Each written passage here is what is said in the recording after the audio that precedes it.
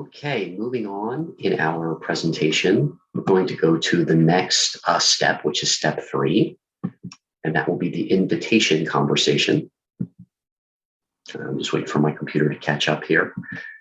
But the invitation conversation happens after spending time in the appreciation conversation, learning to listen to each other, listen for the values, listen for the common ground.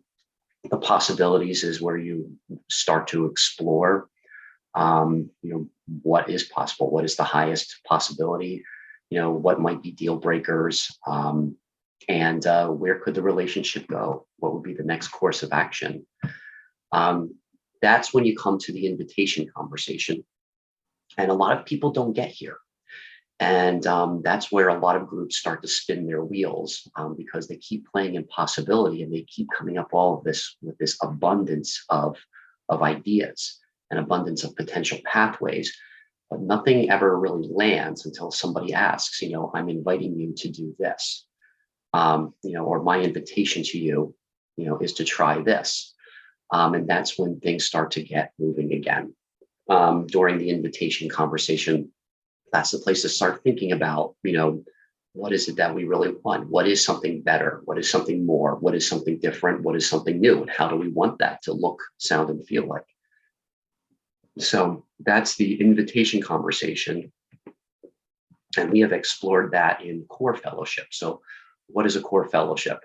Well, that is what I am, inviting you to consider, the listener, to form, to participate in, and facilitate a core fellowship. A core fellowship is just, in my opinion, just a small group of 4 to 6 people who explore everything, who explore possibilities. And then you find the values, you find the pathways. So I'm going to talk to you a little bit about the core fellowship that formed around the Karmic Margin Call project and how that grew into all of the projects I'm talking about today, how we generated 3,000 hours within this past year, by working together. So I had mentioned our core fellowship earlier in this presentation. So I'm going to talk a little bit about the history, about the people, and about what we're doing right now in core fellowship. So a history really, it started with Marta Reese and I. We were both producers for a company called New Century Television at the time. We really hit it off. She was the producer of an arts channel. I was the producer of the performing arts channel, and there was a lot of synergy, between our ideas. So that was probably about 15 years ago now, and we reconnected again back in 2016 into 2017, and we started filming, some of these collaborative conversations. She had become involved with the strategy innovation group, and we were really generating ideas back and forth, and we started recording that, and I started talking about reverse market mechanics and how the relationships made it possible to change the entire financial system. So on to 2018, I launched the Karmic Margin Call.com, business plan, idea, whatever you want to call it, and made it part of my road counselor blog. So that was when it was officially kind of a thing. And then in 2018 or so, I wrote an entire fleshed out business plan for the Karmic Margin Call project. And then in 2019, I enrolled in with a time bank through ourworld.org. And we started the core fellowship. I invited Parmjit Nahil, who was someone that I had really grown fond of, and having some good conversations around, activism and what can be done to, really just help everybody. And Nefertiti and I were already performing in the Wizard of Iz together. And, so we formed this core fellowship. Parmjit introduced us to Trey Ashley Guerin, who started up the WINfinity. We're going to talk more about WINfinity. It's not a movement. It's not a business. It's not a legal entity. It's just a placeholder term for how we interact with each other, our due north, so to speak, transitioning through the change. So, so anyway, I just kind of went through all the people, as I was describing the history. So currently, the core fellowship is made up of myself, Marta, Parmjit, Nefertiti. Trey had joined us from January to June in 2021.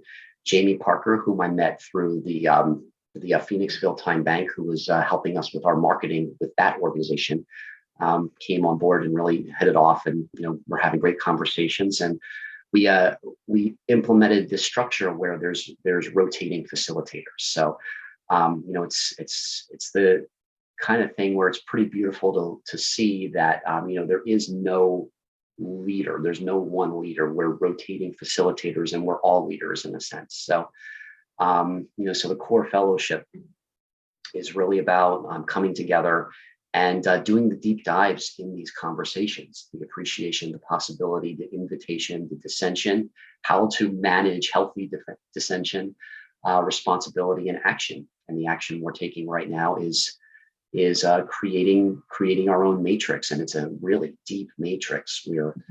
I'll talk about some of the takeaways from this year that we've started discussing. The matrix is what builds the data around where our values are and where we most align and what actions we take. So I'll just describe it again.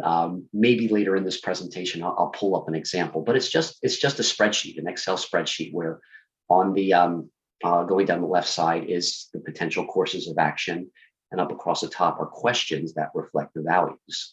Like, would this opportunity allow everyone to be heard equally? There's an example of values. Does this possibility capture my attention? Am I willing to dedicate my time to this? So we really identify, what are the important questions, and that reflects the values. So we're doing that in core fellowship, and what we're exploring there now is, creating ways on how to approach education differently. So we're also talking about emotional intelligence. How do we bring more emotional intelligence into education, into government, into business? So that's a major takeaway as well too. One thing that we've been doing a lot of recently is talking about the different kinds of law, the layers of the law, common law. What are sovereign rights? What is administrative law? What is law of the land? What is law of the sea? And what kinds of laws are really using legalese to kind of take away sovereign rights? And how do we come back to having those emotionally intelligent conversations to reclaim our sovereign rights and to help others understand that as well? That's a big takeaway, because I'm going to talk more about that when I actually get into the reverse market mechanics and how it makes a $1 quadrillion GDP possible. I'm going to look at my notes real quick to make sure I hit all of that. We're talking about layered learning, talking about the law, talking about the matrix. I talked about rotating facilitators. And the conversations have just been so rich, because we have that trust. We've taken, a year and a half between, the five of us to establish that trust. And, it's going to be exciting as we continue to delve into this matrix going into 2022. So the value, the value is focus. So there is power in small groups. And that's, if you don't take anything else away from this entire presentation, I'd like to emphasize the focus that comes through the small groups. I think, and I found myself doing this a lot over the course of my life, is that there's always this burning desire to reach the masses and to influence millions of people, and the saying "go big or go home," always comes up. I think that's bullshit. Pardon my frankness about that, but I think that's bullshit. The real power is in going deeper, and finding those 2 or 3 individuals that you really resonate with. I have this saying that if you're with the wrong people, you can't say anything right. You're not going to influence them. But if you're with the right people, you can't say anything wrong. So what makes the exponential growth possible? What makes a $1 quadrillion GDP possible, where everybody can share, is intensity, going deeper into the relationships, and you don't dilute the energy. So the most powerful thing, that's why I keep coming out with this: participate, facilitate, because 2 becomes 4, 4 becomes 8, 8 becomes 16, and this can be measured in hours, and that can transfer over to a concept like the financial system. So the invitation here, my invitation to you is, as we go through all of these projects, and as I start to introduce you to reverse market mechanics, my invitation to you is to just come with your curiosity, come with questions. Let's have an appreciation conversation together.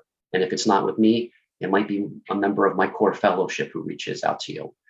My invitation would be then to, take a leap of faith, have a conversation around this. And again, if it comes down to judgment or criticism, that's competitiveness. It falls apart. But if it comes back to curiosity and possibility, start asking questions, you start to explore that highest outcome. It's not a matter of it being out there. You start to explore it and then draw it to you. So those are my invitations to you, the listener. I'm inviting you to an appreciation conversation. I'm inviting you to ask questions, to get curious. And, I'm asking you to consider, forming a core fellowship around anything that is meaningful to you and to those closest to you. All right, and that's the end of the invitation conversation. I'll be back tomorrow, and we'll discuss the dissension conversation.